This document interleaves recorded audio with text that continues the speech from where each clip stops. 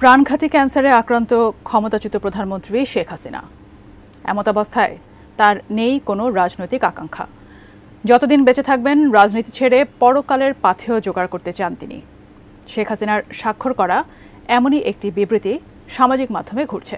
ফেব্রুয়ারি মাস আওয়ামী লীগ তার ভেরিফাইড পেজে একাধিক কর্মসূচি ঘোষণা করেছে। 1 থেকে 6 তারিখ পর্যন্ত টানা লিফলেট বিতরণ, তারপর অবরোধ, হরতাল। সবচেয়ে বড় কথা যেটা, 5ই আগস্টের পরে শেখ হাসিনা যখন ভারতে পালিয়ে যায় 5ই আগস্ট, একই সাথে আওয়ামী লীগের বিভিন্ন স্তরের নেতাকর্মীরাও পলাতক এবং যারা দেশে আছেন তারা বিভিন্নভাবে গা ঢাকা দিয়ে আছেন। এই 6 মাসে ইউনূস সরকারের দৃশ্যমান কোনো সফলতা নাই। এই বিষয়টি হচ্ছে গিয়ে আওয়ামী লীগের অন্যতম পুঁজি।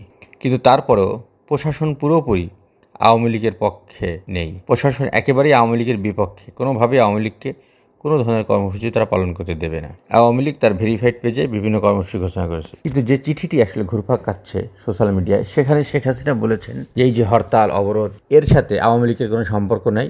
তিনি এখনও আওয়ামী লীগের সভানেত্রী এবং আওয়ামী লীগের সভানেত্রী হিসাবে তিনি চান না দেশের ন্যূনতম কোনো প্রকার বিশৃঙ্খলা অরাজকতা তৈরি হোক। এটি তার যে বিরোধী পক্ষ, সেই বিরোধী পক্ষের একটি ষড়যন্ত্র। কিন্তু আসলে বিষয়টি কি সেটি আমরা জানব।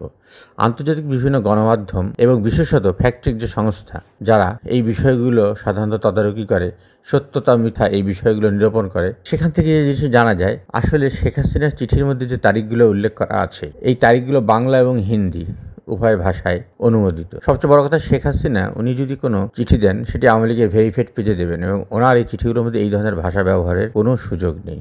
ফ্যাক্টের সংস্থা যে বিষয়টি বলছে একেবারেই ভুয়া। তাহলে যেহেতু চিঠিটি ভুয়া, সেখানে শেখ হাসিনার ক্যান্সার হওয়ার প্রশ্নটি একেবারেই অবান্তর। এখন শেখ হাসিনা কিভাবে আছেন সেটি আসলে আমরা কেউই জানি না। মাঝে মধ্যে তার বিভিন্ন কল রেকর্ড ফাঁস হয়, এর মাধ্যমে বিষয়টি জানা যায়। সো ভিউয়ার, টোটাল বিষয়টি আসলে ফেক একটি ঘটনা, এর সাথে বাস্তবতার কোনো মিল নেই। তারপর সামনের দিকে আমরা নজর রাখবো।